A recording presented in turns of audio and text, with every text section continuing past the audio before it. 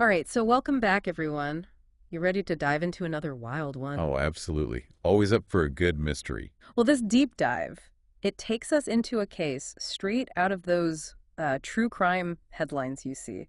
I mean, picture this, a picture-perfect couple, a brutal double homicide. And get this, all happening in a community where you'd think everyone's safe and sound. Sounds like a recipe for a real head scratcher. What's the gist of this one? So we're going way back to 2009 to unpack the murders of this couple, Seth and Ununice Adu. Okay. They were on the verge of a whole new chapter in their lives, Yes. I mean, so much promise.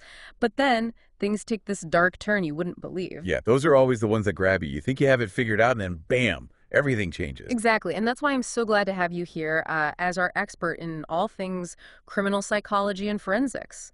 Your insights into the suspects' minds, their motivations, it's all going to be crucial here. Well, you know what always gets me about cases like this?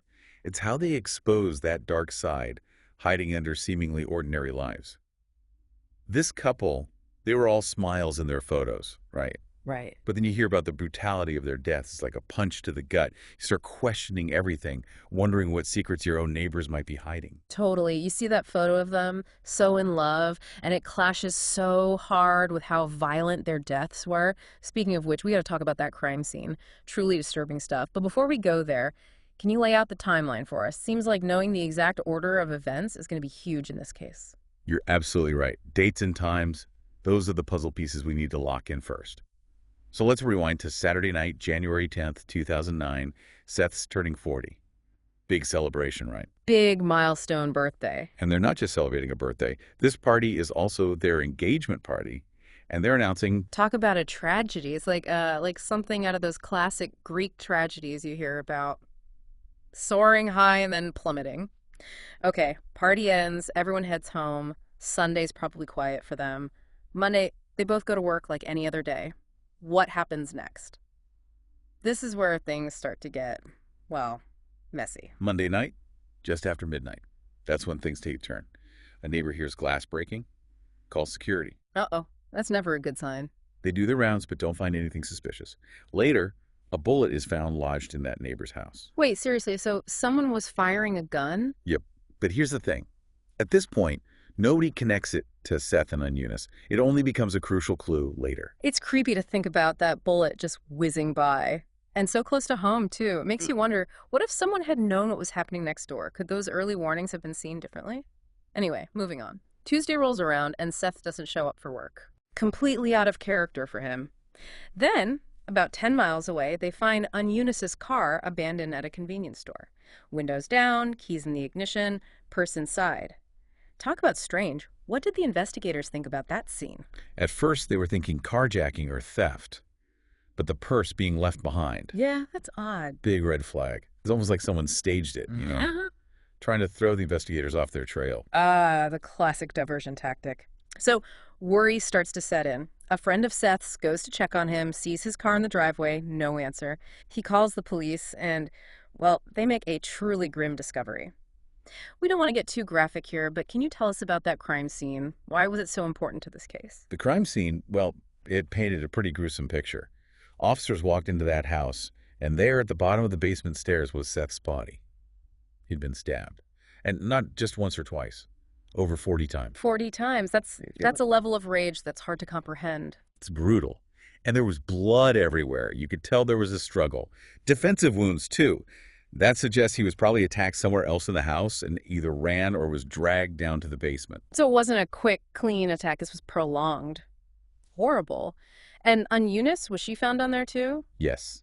They found her body in the basement as well. She had been shot once in the back of the head. Right away, that raised questions. Why two different methods? Did they run out of bullets? Did the gun jam, forcing them to use a knife? Or were there multiple attackers, each with their own weapon? So many possibilities. And remember, this all happened inside a gated community. No signs of forced entry. How did whoever did this even get in? That's a mystery in itself. It was. And that's what led investigators to their first big lead. Both Seth and Ununice had been married before. Ah, so the exes become the initial suspects. Makes sense. Right. It's standard procedure to look at those closest to the victims first. Ununice's ex-husband, he had a solid alibi. But Seth's ex-wife, Sheila, What about her? Well, her reaction to the news was a little, let's say, off. Off how? The reports describe her as being strangely detached, almost no emotion when she learned about Seth's death. That raised eyebrows right away. I can see why. Doesn't automatically mean she's guilty, of course, but definitely something worth looking into. So, where was Sheila during all of this? She claimed she was at her daycare center, had several employees who backed up her alibi. Okay, so a solid alibi, but could she have still been involved? Like maybe hired someone to do it? Exactly what the investigators were considering. And then they learned about Sheila's brother, Samuel Cully. Okay. He had a bit of a record, some run-ins with the law, had just gotten out of jail, and apparently there was some bad blood between him and Seth. Ah, so Samuel's in the picture now, and not just a random relative. There's some history there. What kind of bad blood are we talking about? Reports of arguments between them. Some even got so heated, neighbors called the cops. Oh, wow. So not just minor disagreements. This was serious stuff. And get this, just days after the murders, Samuel vanished. Sheila said he was out of town doing some medical research project. Seemed a little convenient, don't you think? Very convenient. So we have Sheila acting strange, maybe with a motive, but a good alibi. And then her brother, Samuel, who has beef with Seth and disappears. But how does any of this link back to the crime scene, especially in a gated community with all that security? Was there anything physically connecting them to the murders? This is where that missing transponder comes into play. Mhm. Remember, each resident got 3 transponders for their vehicles. Right, for getting through the security gates. Exactly. One was in Seth's car, Mhm. one in Ununice's abandoned car, but the third, missing from their home. Hold on. Someone used that missing transponder to get into the community. That's what it looks like. Security footage shows a minivan entering that night using that third transponder. Seems whoever did this was dropped off. But the footage didn't show who was inside the van. So they had the van, but no driver. What happened next? Well, they dig deeper into those security logs and find something big.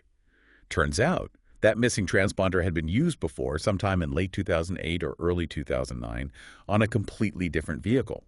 And that's where things take a real turn. Okay, you've got me hooked. Where did that lead them?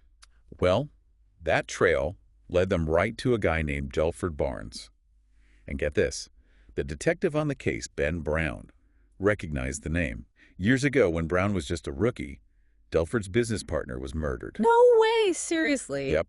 Delford was never a suspect back then, but the name, it stuck with Brown. That's wild. What are the odds? So now we have a missing transponder, a mysterious minivan, and a possible suspect with a connection to another murder. This is getting more and more complex. It definitely is. And hold on tight, because it gets even more tangled. When the police talked to Sheila about Delford, she admitted he was her boyfriend. Whoa, wait, so Sheila, Seth's ex-wife, is dating a guy whose business partner was murdered, and now that same guy might be involved in Seth and Ununice's deaths. This is a lot to take in. What did investigators do with this new information? Well, they decided to search both Sheila's house, where Samuel was staying, and Delford's place. And what they found, pretty unsettling to say the least. Uh-oh. What did they find? Behind a painting in Sheila's house, they discovered a list of detectives' names, including Detective Brown's. Like a hit list with threats or how they should die. Not that detailed, no, but it was definitely a list of people Sheila wanted to see, well, harm come to. There were notes next to their names, stuff about wishing they were dead or that bad things would happen to them. That is super creepy. It's scary to think about the risks law enforcement faces, especially when dealing with people who are, well, desperate. Did they find anything else at Sheila's? The most disturbing discovery was paperwork for a storage unit Okay. rented by Delford and Sheila. And when they got to that storage unit, it was like walking onto a horror movie set. This is where the voodoo dolls and the death candle come in, right? I was Yeah. wondering about those. Yep. Voodoo dolls with pins stuck in them. And this dark green candle with dye written all over it, over and over. They also found Seth's name on that candle, addresses, descriptions of different ways he could die. Chills. I've got chills. So was Sheila using those things to scare Samuel and Delford? Or was it something more than that, like a weird mind game? That's the question, isn't it? You have this practical explanation using fear and superstition to control people. But then you also have the fact that both Seth and Ununice were from Ghana. And in their culture, beliefs about spiritual forces, curses, they're still very real. The evil eye, for example. The evil eye. Can you explain that? Basically, it's the belief that someone can harm you just by looking at you with bad intentions. maybe out of jealousy or envy. So while we can't know for sure what Sheila was doing with those voodoo dolls and that candle, it's possible they meant something more to her, like tapping into those cultural beliefs. That's an interesting angle. Understanding someone's background, their culture, it can be so important in a case like this. So those objects definitely added to the creepiness of it all. But did the investigators have enough to make any arrests at this point? They were pretty sure both Delford and Samuel were involved, but they needed more solid evidence. Finding Samuel became the top priority. Right. He had disappeared after the murders. Did they have any clues as to where he could be? They went through phone records, talked to Sheila's daycare employees. Finally, one of the employees mentioned getting a call from Samuel, and she remembered the number. So they had a phone number. Was that enough to find him? It was. That number led them to a rooming house in Newark, New Jersey. And when they found him, it was almost as if he'd been waiting for them. Really? Like he didn't try to run or anything? Not at all. He confessed to everything. He gave them all the details, and it all matched the evidence they found at the crime scene. A full confession. That's huge. So what exactly did he tell them? Well, Samuel said Delford picked him up, said they were going to get Sheila's mail. But instead, they met up with Delford's brother, who drove them to Seth and Ununice's house in his minivan. That minivan from the security footage. So that's how they got past security. Samuel's story confirms what we saw on those tapes. Exactly. And Samuel told them how they went inside and waited. When Ununice got home, Delford shot her. Then they dragged her body to the basement. Later, Seth got home and Delford attacked him. With a knife this time. It's horrifying. Samuel was there for all of this. Yes.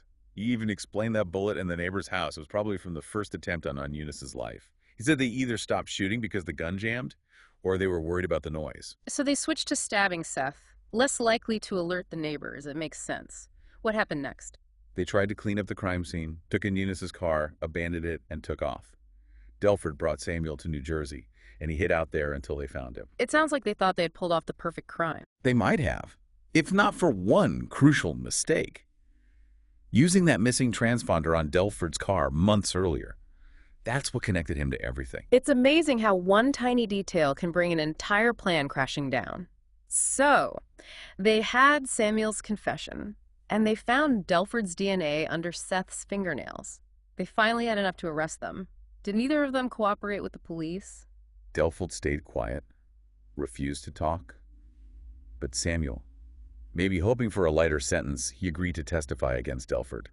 And there's another twist to this story. Investigators found a life insurance policy. The life insurance policy? On who? On Samuel. And Sheila was the beneficiary. Wait, so Sheila would have profited from her own brother's death? Was this all part of her plan? It definitely makes you think. It suggests she might have planned for Samuel to take the fall, maybe even die at the scene, to make it look like a murder-suicide. She walks away with the insurance money. But that couldn't happen because they had to stop shooting because of the neighbor. They couldn't risk staying there long enough to kill Samuel. Exactly. Because they had to run, Samuel survived. And he confessed, ruining Sheila's plan. Wow, this is incredible. What happened to the three of them? What were their sentences? So we have a confession, DNA, and a life insurance scheme, all pointing right back to Sheila. Seems like an open and shut case. What happened at their trials? With Samuel's testimony and all that evidence against them, both Delford and Samuel were convicted. Makes sense. Delford got life in prison, no parole. Samuel, because he cooperated, got life with the possibility of parole. Yeah, that seems fair. Samuel helped put Delford away. But what about Sheila? She seems like the one who planned it all. Did they have enough to charge her with anything? Remember that creepy green candle? The one that said die all over it with Seth's info? Right. The prosecutor, Christine Murphy, she was convinced that candle was the key to finally getting Sheila. Wow. So they were trying to match her handwriting to the writing on the candle? That's intense. It was. They brought in an FBI handwriting expert. They even had Sheila copy a newspaper article, just a normal one, to compare the handwriting. And when that expert confirmed, it was a match. Huge win for the prosecution. So they finally had solid evidence connecting Sheila to the murders, or at least to the planning of them. What did they charge her with? There was a snag, though. The wording on the candle, I hope you die, it showed conspiracy, but not a direct order to kill. So they could charge her, but it wouldn't be as serious as a murder charge. Exactly. That's frustrating. It seems like she was the mastermind behind it all, manipulating everyone. That one little phrase on the candle gives her a loophole. It shows you how complicated the legal system can be. The tiniest details can make a big difference. But Christine Murphy, she wanted justice for Seth and Ununice, even if it meant accepting a lesser charge. So what happened? Did Sheila go to trial? With the handwriting evidence and Samuel testifying against her, she ended up pleading guilty to conspiracy to commit first-degree murder. They sentenced her to 20 years in prison. 20 years. It doesn't feel like enough. Knowing what she did, all the pain she caused. I get that. People want to see those responsible for such awful things get what they deserve. But the law has its limits, and sometimes those limits don't feel right, especially when there's been so much loss. It makes you think, though. Could this have been prevented if someone had noticed the signs, you know? The tension between Seth and Samuel, Sheila acting so strange, those threats against the detectives, maybe things would have been different. It's a tough question, and it shows how important it is to speak up when something feels off, to get help when relationships turn bad, to trust your gut when you sense danger. Sometimes the smallest actions can make a big difference. This whole case, it's been a whirlwind. It's hard to believe how manipulative Sheila was. So cold-hearted. And to think it all started with so much happiness. A birthday party, an engagement, a new life on the way, and then in an instant, everything changed. It really does make you think about how fragile life is, how quickly things can go wrong, how much darkness can be hidden inside people. But even with all that tragedy, there's something powerful about the human spirit, too. What do you mean? Think about Detective Brown. He remembered Delford from years ago, connected those seemingly random dots. The forensics team meticulously putting the pieces together, the prosecutors fighting for justice, and Seth and Ununice's families going through such unimaginable grief, but still finding the strength to see this through to the end. Yeah, they never gave up. It's inspiring, in a way. It shows you the power of perseverance, never giving up on the truth. And even though Sheila's sentence might not feel like enough, the fact that she was held accountable, that's a win. It shows that people who manipulate and hurt others, they'll face consequences. That's a powerful message. As we finish this deep dive, I have this uneasy feeling, but also a new appreciation for, well, for being aware, for speaking up, for stepping in when things aren't right. I think that's a great takeaway. We can honor Seth and Ununice by being more aware of what's happening around us, by speaking out against injustice, and by working towards a world where tragedies like this don't happen. Absolutely. That's a call to action we can all get behind. Thank you all for joining us for this incredibly complex and emotional deep dive. We'll be back soon with another one, exploring something new. Until then, stay curious, stay informed, and stay engaged.